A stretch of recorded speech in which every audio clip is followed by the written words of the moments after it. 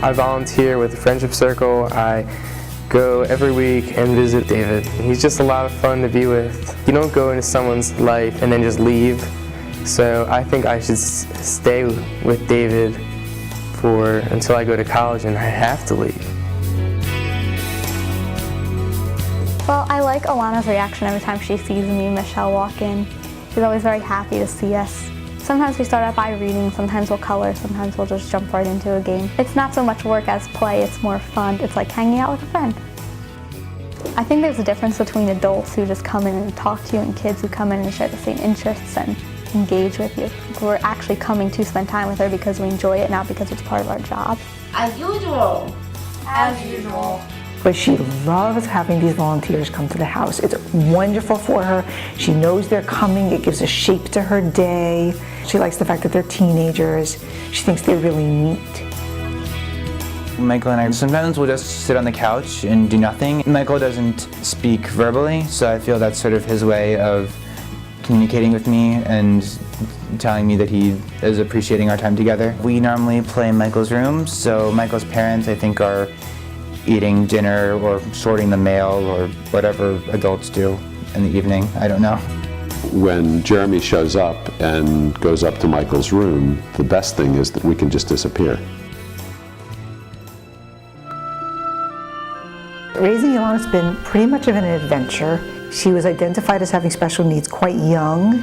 She's sort of the queen of really intense tantrums, and honestly, weekends were really a challenge. It really should be your nicest time of the week, and it wasn't.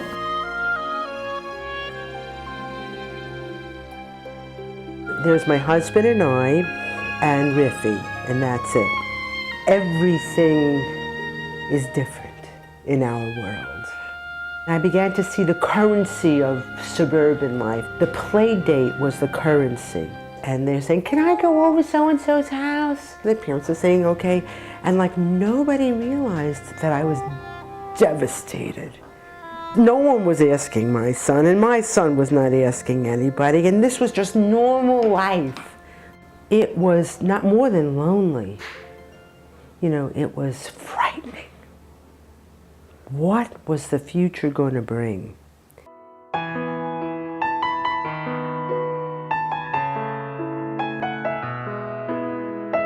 Many of us we're horribly isolated from one another. One of the best things about Friendship Circle is that it's brought us together with a dozen or more other parents who have very similar stories. And it gives us a lot of freedom that we haven't otherwise had. You can drop your child off at Friendship Circle. You do not have to go upstairs to the parent circle. You can do what you want to do, no strings attached. There's this real, visceral sense that you're cared about. If you take care of the parents, you're taking care of the child because the parents are going to feel better. There are adults who have tried to, engage my son, and they gotta give up with the first hello because they don't get a hello back because they don't know you gotta wait 30 seconds for the hello. But these guys know you gotta wait 30 seconds for the hello. Riffy's got friends. This is it, and I have nothing to do with it. I get to do stuff. And I also get to say, you know what, I'm not a teacher, I'm not a lawyer, I'm not an occupational therapist, I'm a mom.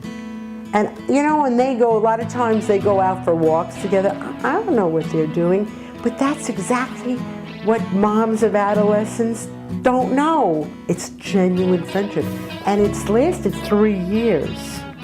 Friendship Circle as a whole has just been such a wonderful thing. I really do think it's good for the volunteers, but I know that it really helps a special needs child to feel that they have their own life, their own social life and something going on. It's good for their self-esteem. And it's been absolutely wonderful for Alana.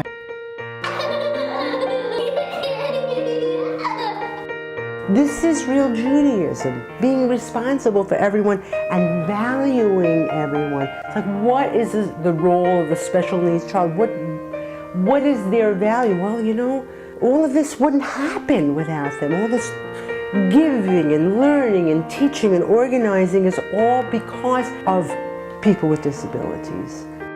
I don't feel alone. you can function again. It's profound.